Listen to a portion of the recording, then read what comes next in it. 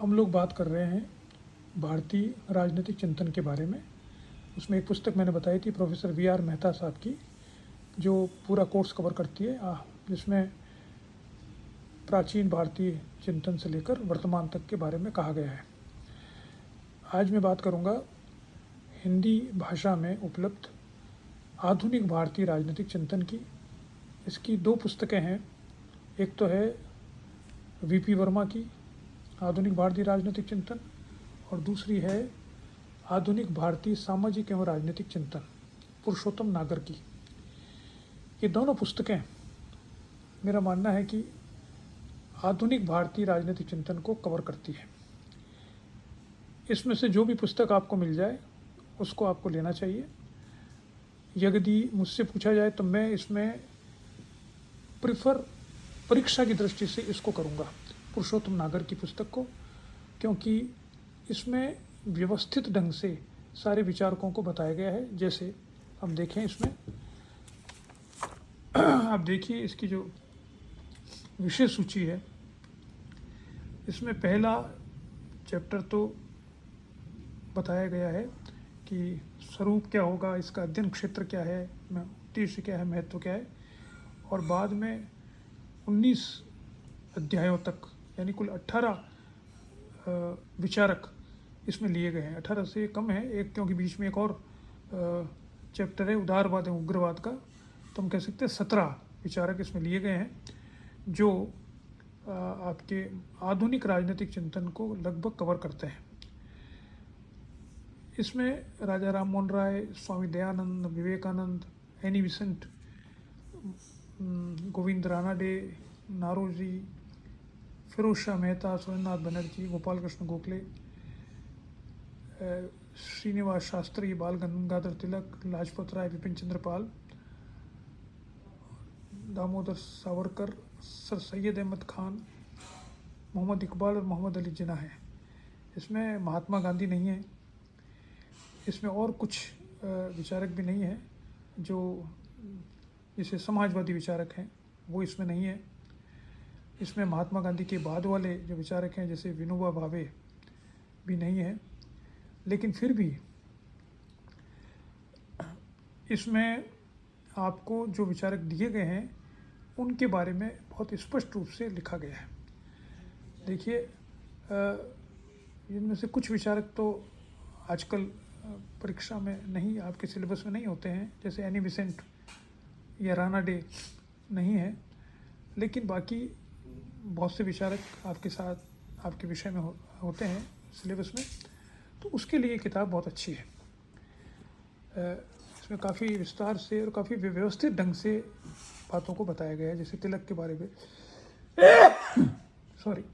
जैसे तिलक के बारे में या दूसरे विचारकों के बारे में बहुत अच्छे प्रकार से बताया गया है। दूसरी पुस्तक है आधुनिक भारतीय राजनीतिक चिंतन वी.पी. वर्मा की।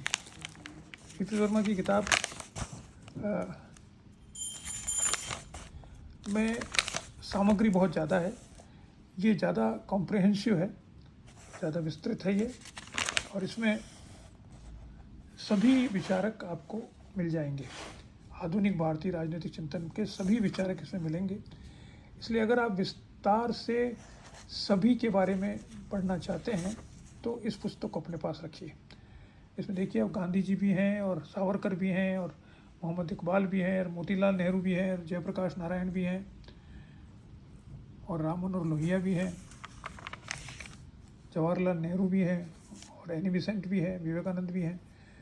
तो ये पुस्तक काफ़ी अच्छी है इस अर्थ में कि इसमें आपको सभी विचार जो आधुनिक भारतीय चिंतन विचारक हैं उनके बारे में विस्तार से चर्चा आप इसमें देख सकते हैं। ये दोनों पुस्तकें अगर आपके पास है तो मैं मानता हूँ कि आधुनिक भारतीय राजनीतिक चिंतन लगभग कवर हो जाता है।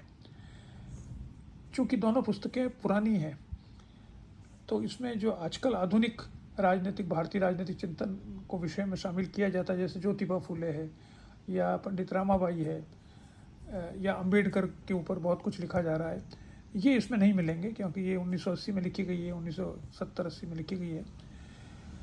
लेकिन उससे पहले के जो परंपरागत रूप से भारतीय राजनीतिक चिंतन माना जाता है, आधुनिक भारतीय राजनीतिक चिंतन, वो इन दोनों पुस्तकों में आपको मिल जाएगा।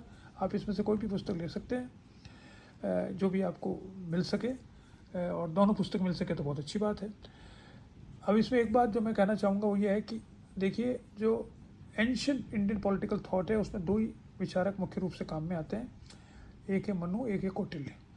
उसको आप किसी भी किताब से पढ़ लीजिए, कोई बहुत ज़्यादा उसमें पढ़ने का है नहीं। मनु में और कौटिल्य में दो तीन बातें हैं जो किसी भी किताब में एक जैसी मिलती है, कोई विशेष रूप से कोई नई व्याख्या तो उसमें मिलती नहीं है। लेकिन ये बहुत सारे विचारक हैं जिसके बारे में आपको जानना ज़रूरी है। तो प्राइमरी बुक बता रहा हूँ मैं आपको, ये भी एक प्राइमरी बुक है दोनों, जो आधुनिक भारतीय राजनीतिक चिंतन को कवर करती है। तो अंत में हम कह सकते हैं कि जो इंडियन पॉलिटिकल थॉट है, चाहे कोई भी पेपर हो, कोई भी परीक्षा हो, तो उसमें एक तो मेहता साहब की किताब और एक दो, ये दोनों में से एक किताब, ये दोनों किताबें अगर आप रखते हैं तो मेरा मानना है कि ये कोर्स करीब करीब आपका कवर हो जाता है पहले स्तर पर। इसमें बाद में तो और भी बहुत कुछ लिखा जा सकता है, क्योंकि हर राजनीतिक चिंतक पर एक किताब है। अधिकतर जो किताबें वो राजनीतिक चिंतक पर है या कॉन्सेप्ट पर भी किताबें हैं, वो फिर थोड़ा हायर लेवल पर आपको जाना पड़ता है, वहाँ अभी नहीं जाएंगे हम, वो बाद में देखेंगे। अगर आप IAS का एग्ज़ाम दे रहे हैं तो उसके बारे में मैं बनाऊँगा, अगर तो आपको बताऊँगा कौन कौन सी किताबें और पढ़नी चाहिए। ठीक है, तो आज हम देखते हैं ये दोनों किताबें इंडियन पॉलिटिकल थॉट को कवर कर रही है। इतना ही आप लोग देखें। नमस्कार।